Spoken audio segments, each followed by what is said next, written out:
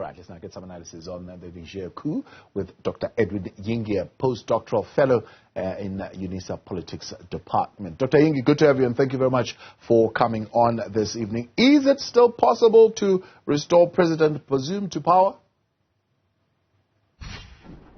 Good evening, Tabo. Good evening to the viewers, and thank you for having me. Restoring President Mohamed Bazoum to power, it's quite unlikely from where I stand. The reason why I am saying it's quite unlikely is because he has actually failed to get support from within the country. If we look at the dynamics as they are playing out, with ECOWAS issuing an ultimatum of a week that Niger should return to constitutional order, failure of which ECOWAS would intervene militarily. But we have seen Mali and Burkina Faso giving us another dimension of the situation unfolding in Niger. That military intervention, any military intervention in Niger would be akin to a declaration of war against Mali and Burkina Faso, and they are prepared to help their neighbor. And Guinea also has also pronounced the same sentiments. It has also given its solidarity to that. So with those dynamics, it's quite difficult to restore President Mohamed Bazoum to power. ECOWAS would see by the end of the week if ECOWAS is going to live to its threat, that is going to intervene militarily. If the military leaders which have taken power from President Bazoum do not restore him to power, I don't see ECOWAS doing that, because that would cause more confusion. That would cause more problems in Niger than what we currently have. Yeah. Would it not also amount certainly to divisions within ECOWAS itself? Because isn't it some of the member states would have been the ones who are saying you're declaring war on us? Yes, ECOWAS, as it stands right now, is divided.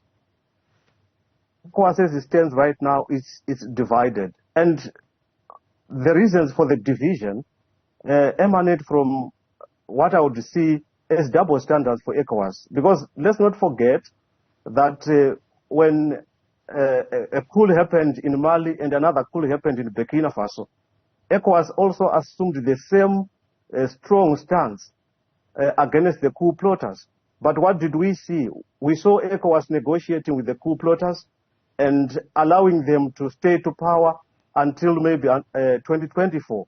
So I see the same script likely to play out, that the military or the coup leaders in Niger would defy the threat from ECOWAS and also hang on to power and maybe bring ECOWAS to the negotiating table. This is what I see. It's the same script which we have seen in Burkina Faso, in Mali, when coups happened in those countries. Yeah.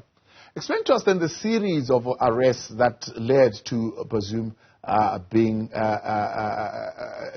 toppled by the Presidential Guard. I would say Niger was having its own internal problems, despite what the American Secretary of State Anton Blinken said a couple of months ago, that Niger is a model of democracy.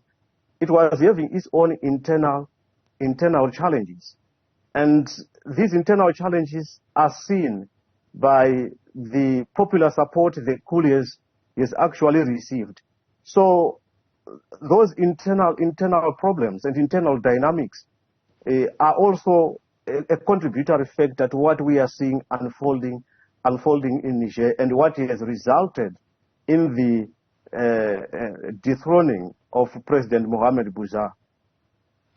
And the intervention now, so to speak, or at least the purported intervention by France, how possible is that, and what would be the impact of France coming into this particular conflict and in a sense bringing their military power into it? I see France unlikely to intervene. The military leaders in Niger have indicated that France was planning to intervene militarily or to attack Niger to restore to power President Mohamed. But the French Foreign Ministry has dismissed such utterances. So as things stand right now, we see France withdrawing or trying to evacuate its citizens from Niger. And once the evacuation happens, what follows is I don't see America remaining there. I don't see French military bases remaining there. It's quite a very tricky situation for France to intervene, because this might lead to a regional conflict, which would be very difficult to settle. So I don't see France intervening there. It's quite different from what happened to Mohamed Gaddafi in Libya. Here we have a military regime which is supported by its neighbors in the form of Mali, Burkina Faso, and Guinea. So that might result in a regional conflict that would be very difficult to put off.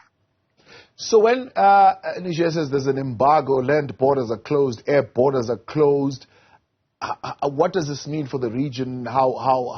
What difficulties does it bring, especially in terms of traveling around that airspace? It's quite difficult. We have seen some media reports saying there are some movements in terms of flights trying to evacuate, especially Europeans, French citizens, Italian citizens, and also German citizens from Niger. So it would be very difficult.